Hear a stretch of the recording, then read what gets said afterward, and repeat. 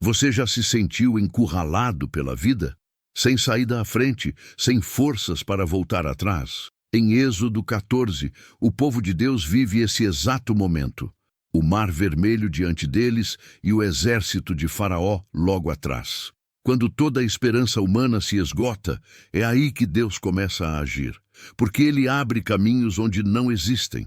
Essa história não é só sobre Israel, é sobre nós, sobre medos, batalhas internas e antigas prisões que ainda tentam nos alcançar. Mas há uma verdade poderosa. O milagre não acontece antes da provação, ele nasce dentro dela. Se essa mensagem já falou com você, caminhe conosco.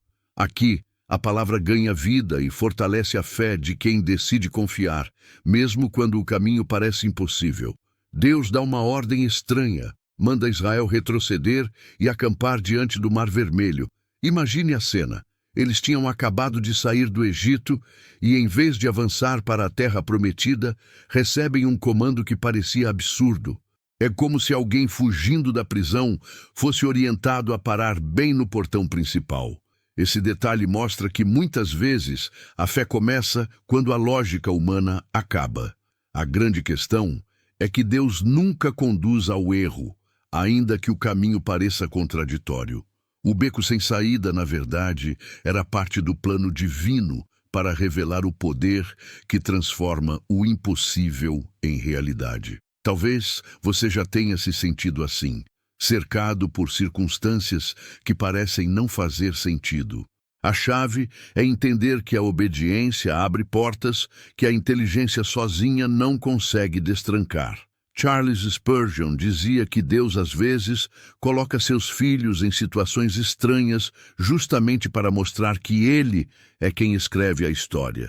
E isso continua atual.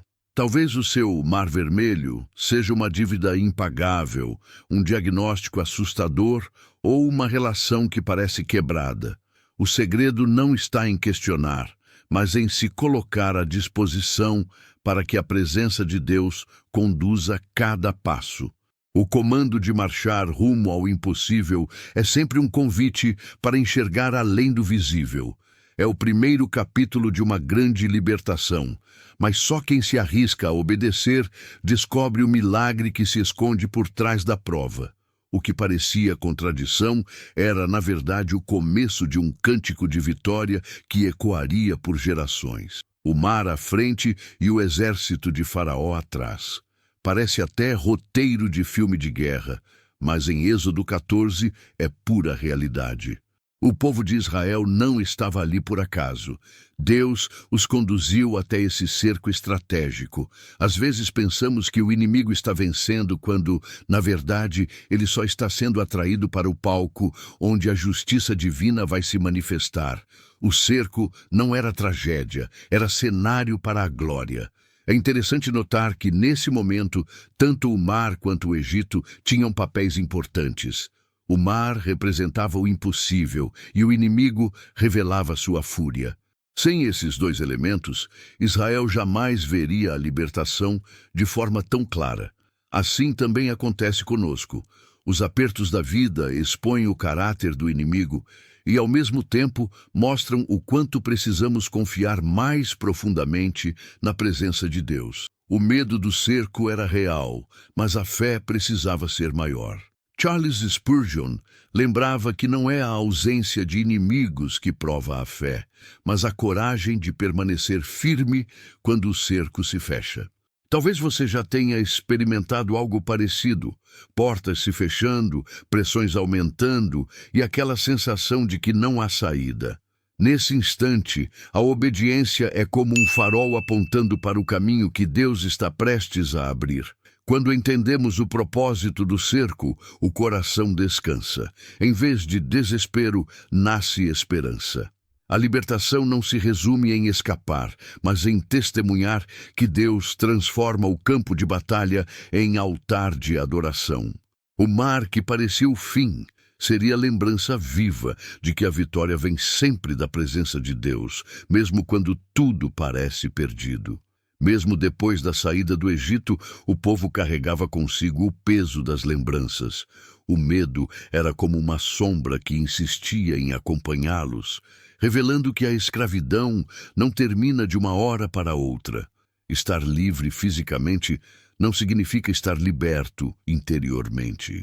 É por isso que o medo, nesse momento, aparece como o último inimigo a ser vencido diante do Mar Vermelho. Quantas vezes já nos sentimos assim, livres em teoria, mas ainda acorrentados pelas memórias do passado, pelas vozes que dizem que não vamos conseguir. O medo paralisa, a fé liberta. É nesse choque que Deus nos ensina que a verdadeira vitória não é apenas marchar para fora do Egito, mas aprender a viver confiando que Ele está presente em cada passo. Spurgeon dizia que a fé é o antídoto para os venenos da alma. E é exatamente isso. Enquanto o medo grita impossível, a fé responde: Deus é maior. Esse embate é diário e não acontece só nas grandes crises, mas também nas pequenas escolhas. Ler a palavra, cultivar oração, levantar um cântico de adoração mesmo em dias difíceis. Tudo isso é como musculação para a fé. No cerco, o povo precisava escolher, olhar para trás e ver o inimigo, ou olhar para cima e perceber a presença de Deus. O mesmo vale para nós. O medo não desaparece de repente, mas pode ser vencido quando damos mais espaço para a fé do que para as lembranças do Egito. E é nesse equilíbrio que descobrimos a verdadeira libertação interior. Naquele momento de desespero, quando o povo só via o mar bloqueando a frente e o inimigo pressionando atrás, Deus dá uma ordem surpreendente. Dize aos filhos de Israel que marchem. Não era para discutir, não era para planejar barcos improvisados, era simplesmente obedecer. É impressionante como o milagre do impossível só se manifesta quando a fé sai do discurso e se transforma em movimento. É como alguém que sonha em escrever um livro, mas nunca coloca a primeira palavra no papel. O mar não se abre diante de intenções, mas de passos concretos. Se você deseja ver libertação, precisa marchar, ainda que a lógica diga que não há caminho. A fé, nesse sentido, é uma ação ousada. Inscreva-se no canal e continue caminhando conosco, porque marchar junto fortalece ainda mais a confiança. O chamado para marchar mostra que oração sem obediência se torna apenas eco. Deus já tinha prometido vitória, mas cabia ao povo dar o primeiro passo. Charles Spurgeon costumava dizer que a fé se assemelha a uma ponte. Não serve de nada ficar contemplando-a de longe. É preciso atravessá-la. Assim é com cada decisão diária. Precisamos colocar os pés na água antes de esperar que ela se divida. Marchar não elimina o medo, mas o coloca sob controle. É no movimento que a presença de Deus se revela, transformando provação em caminho e deserto em escola de dependência. O mar não era apenas uma barreira, era o palco onde a glória de Deus seria vista. E tudo começou quando alguém escolheu dar o primeiro passo, confiando na promessa. Quando o mar se abriu, a passagem não foi apenas para Israel. Faraó e seus exércitos também se lançaram pelo mesmo caminho, como se pudessem usufruir da mesma libertação. Essa cena é forte, porque mostra que nem todo acesso é bênção para todos. O que para o povo era milagre, para o inimigo se tornaria juízo. O mar que abriu para libertar foi o mesmo que fechou para julgar. Esse detalhe revela que a justiça divina não falha. Deus não queria apenas conduzir Israel à liberdade, mas também colocar fim ao ciclo de opressão. Muitas vezes, ele permite que o inimigo avance até certo ponto, apenas para mostrar sua glória no momento certo. E isso nos lembra que a libertação não é apenas sair do Egito, mas ver o Egito derrotado de uma vez por todas. Charles Spurgeon dizia que o mesmo sol que derrete a cera endurece o barro. Assim também é com as obras de Deus. Aquilo que é caminho para uns pode ser sepultura para outros. O inimigo não entra no terreno da promessa impunemente. O cerco de Faraó não terminou em vitória humana, mas em demonstração clara da presença de Deus, transformando perigo em triunfo. Essa cena também fala sobre a vida espiritual. Quantas vezes vemos pessoas tentando seguir os passos da fé apenas por conveniência, mas sem obediência? O resultado é sempre diferente.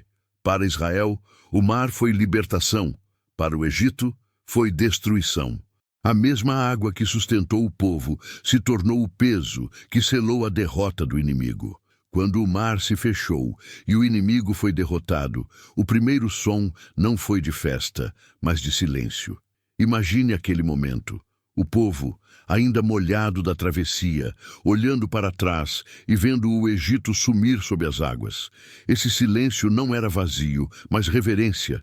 Era como se Deus dissesse: agora respirem, a escravidão terminou. O silêncio também é pedagógico. Ele ensina que nem toda vitória precisa ser anunciada com barulho imediato. Às vezes, a maior adoração começa no coração quieto, que reconhece a presença de Deus. Talvez você também já tenha vivido algo assim. Depois de uma grande provação, a primeira reação não foi cantar, mas apenas ficar em paz, quase sem palavras diante do milagre. Spurgeon dizia que existe um tipo de silêncio que fala mais do que 1000 sermões. O silêncio após a vitória não é abandono, mas descanso. É como o fim de uma batalha em que o guerreiro senta no chão e apenas contempla o que Deus fez. Esse instante é necessário para gravar na memória que a libertação foi real e não apenas um sonho. E assim, o silêncio se torna o selo de uma nova identidade. Israel não era mais escravo, agora era um povo livre, testemunha de um milagre impossível. O mesmo mar que representava medo se transformou em lembrança de justiça divina.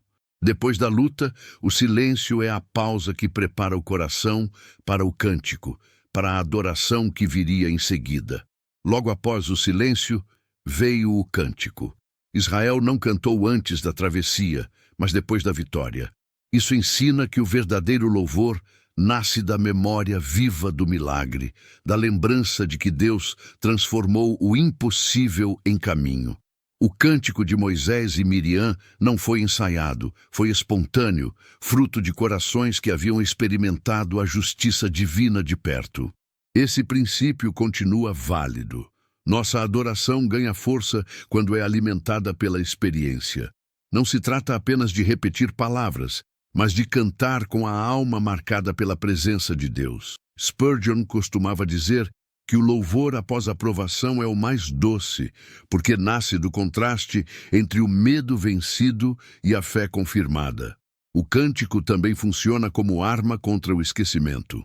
Quantas vezes Deus já nos deu vitórias que caíram no esquecimento com o tempo?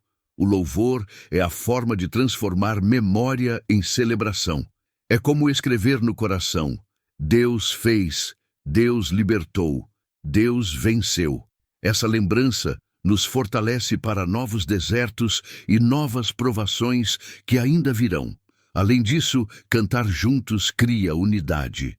O povo de Israel, que havia murmurando diante do cerco, agora cantava em uníssono. O cântico de vitória se torna também um cântico de identidade. De escravos murmuradores a adoradores libertos. Essa foi a transformação que começou no Mar Vermelho e ecoa até hoje para todos que decidem marchar pela fé. O Mar Vermelho foi apenas o começo. A travessia não era o destino final, mas a porta de entrada para uma nova etapa, o deserto. É curioso como muitas vezes esperamos que o milagre resolva tudo de uma vez, mas Deus prefere nos conduzir por processos. A libertação do Egito abriu caminho para a escola da dependência, onde a presença de Deus se revelaria dia após dia. No deserto, o povo aprenderia que não basta ter fé para atravessar o impossível. É preciso ter fé para viver o cotidiano. O maná, a nuvem, a coluna de fogo. Tudo isso mostrava que Deus não apenas faz milagres extraordinários, mas também sustenta nas pequenas coisas. Spurgeon lembrava que o mesmo Deus que parte o mar é o que coloca pão na mesa diariamente. Esse ponto é essencial para nós. Muitas vezes celebramos a vitória de ontem, mas desanimamos na provação de hoje. A verdadeira fé é contínua, é marchar não apenas diante do cerco, mas também nas longas estradas do deserto. É descobrir que a glória de Deus não se manifesta só nos grandes livramentos, mas também no silêncio, na paciência e na perseverança. A continuidade da jornada é também um convite à memória. Lembrar o cântico, lembrar a vitória, lembrar que o impossível já se abriu diante dos nossos olhos. Essa lembrança se torna combustível para novos passos, porque a vida com Deus não para no mar. Ela segue adiante, entre provações e louvores, até que cada promessa seja cumprida. E agora, depois de revisitar cada detalhe de Êxodo 14, a pergunta que fica é: o que você vai fazer com essa mensagem? Vai olhar para o mar e se paralisar pelo medo? Ou vai dar o passo de fé que abre o caminho? Quantas vezes você já se viu cercado, como Israel diante do Egito, e esqueceu que a presença de Deus transforma o impossível em libertação? Talvez o seu cerco hoje seja invisível: ansiedade, dívidas, solidão, ou até lembranças do passado que ainda pesam como correntes. Mas se o mar abriu uma vez, pode abrir de novo. A memória do milagre precisa se tornar combustível para a sua caminhada. Lembre-se, a fé cresce quando é colocada em prática, não quando fica apenas no campo da teoria. E se o deserto assusta, veja-o como oportunidade. Cada provação é também um espaço onde a glória de Deus pode se revelar, seja em silêncio, em cântico ou em vitória inesperada. O importante é não parar de marchar, porque a promessa não terminou no mar, ela continua adiante. Agora eu te convido, reflita sobre sua própria vida, onde você precisa confiar mais em Deus hoje. Qual passo de fé está adiando? E se deseja continuar recebendo mensagens que fortalecem sua caminhada espiritual e trazem lembranças vivas da justiça divina, inscreva-se no canal e ative as notificações. Assim, estaremos juntos, marchando lado a lado rumo a novas vitórias.